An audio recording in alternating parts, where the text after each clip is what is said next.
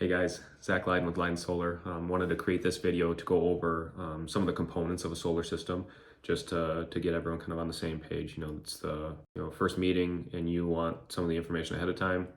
This is your video. Some of the key components of solar systems are solar panels, your inverters or microinverters, and then your mounting systems and monitoring systems.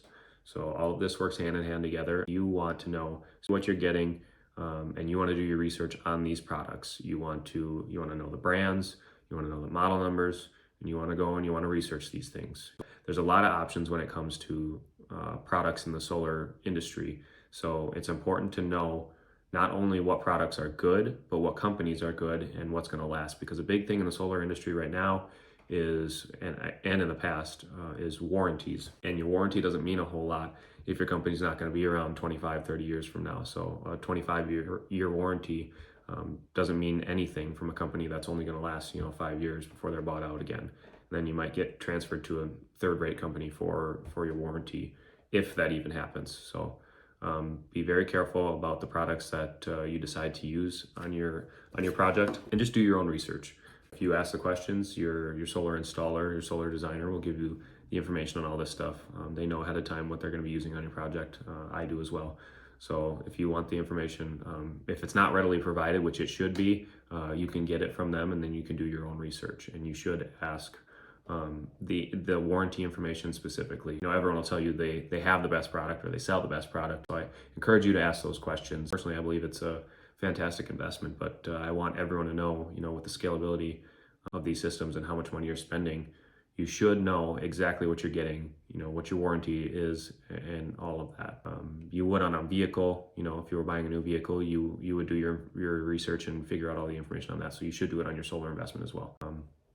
Back to some of the key components of the solar panels. There's a lot of similar ones right now. The ones I use are V-Sun solar panels. They're fantastic for wire management. And the ones I use are bifacial, so they're going to capture sunlight off both sides. Especially useful on ground mounts, especially when there's snow underneath them. You get sunlight on either side of that. Roof mounts, still helpful, but it doesn't do quite as much as a ground mount does. Microinverters, there's a ton of microinverter companies out there right now. I use Hoymiles. Hoymiles is my microinverter of choice, and then I know there's a lot of people out there that use Enphase. Enphase has been around for a long time. They're a fantastic company. They have a fantastic product, but they are more expensive. I believe Hoymiles is just as good of a company, and they have a great product. So I'm willing to use those and transfer the savings to the people that I offer my products to. And they have a fantastic warranty and a fantastic company, and they're also financially backed very well. They're very well situated financially. So I feel good about that warranty, which is why I also feel good about offering these products to my customers. And I have installed them and I monitor them, and they work great. So that's why I choose to go with Hoymiles and V-Sun, and they pair together fantastic. So I'm talking about microinverters. There are string inverter options, which are generally less common in residential. Sometimes in larger commercial size projects, you're going to end up with a string inverter. It might just make the most sense, especially when there's no shading considerations. String inverters work just fine, which just means there's a ton of panels going to a single inverter, whereas microinverters, typically each panel gets their own inverter, or the Hoymiles ones that I use, they get 4 panels per microinverter, and they all have their own PowerPoint tracking on it. So if one panel is shaded, it's not going to impact the other ones. The next part is mounting systems. I use K2 systems. They have a great product, and they offer it in black. So all the rails are black, and all the clamps and everything are black. And they just came out with the skirting around the edge, so you can prevent any view of the underside of the panels, which is fantastic, especially if you're looking from the ground. It just makes everything look clean.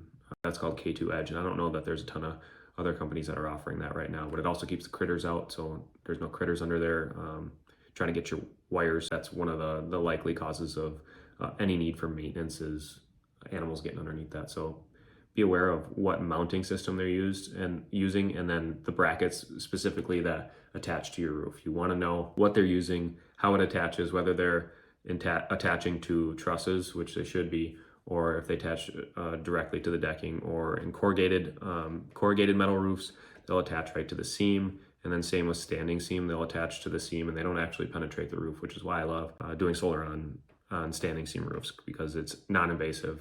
It's really just, kind of a topical thing. It's on top of the roof and it doesn't harm the structural integrity. That said, I'm comfortable putting any of these brackets that I use on corrugated metal roofs or shingle roofs. The K2 brackets that I use, the flex foot, it has a real thin butyl backing behind it. So when you run your screws in there, it sucks right down to that asphalt shingle, and that butyl comes out around the edge and down around your screw. So it seals everything up real nice. And then I go around and use some roof sealant as well. Same with the brackets that they kind of clamp onto the corrugated metal for corrugated metal roof.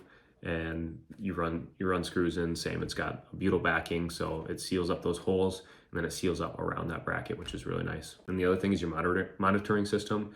You want to know exactly how your panels are producing, and so I offer a monitoring system through Hoy Miles, and you're able to see every single panel because I write down my layout. So you know which panel is producing what at what given time. You can see it on a nice little app, and then you can see exactly what your system's producing. And you can compare that to your utility bill and see how everything's matching up, and you can see in real time what your system is doing for you, which I love. So those are all things that you should be conscious of when you're making the decision to go into solar. And this is something you should be asking your solar installer, your solar designer, or if you're DIY, you can research all this stuff yourself, and a lot of it's plug and play now. So DIY has definitely come a long ways, and I think that's a great option for people as well, especially if you're off grid. Leads me to another point. Most of these systems are going to be grid connected, and that means when the grid is down, you're also down. The only way to get around that is to go with battery storage or generator integration. Right now I use Franklin, the Franklin A Power, which is their battery, and the A Gate, which is their smart switch. That helps integrate with a generator. So on a recent one I did regular V-Sun solar panels, Hoy Miles microinverters, and then down to the A Gate switch. So if the grid goes out, that battery's going to kick on, and if that battery runs out of juice, then the generator's going to kick on. So this homeowner was essentially set up to be off grid. They always have that grid reliability.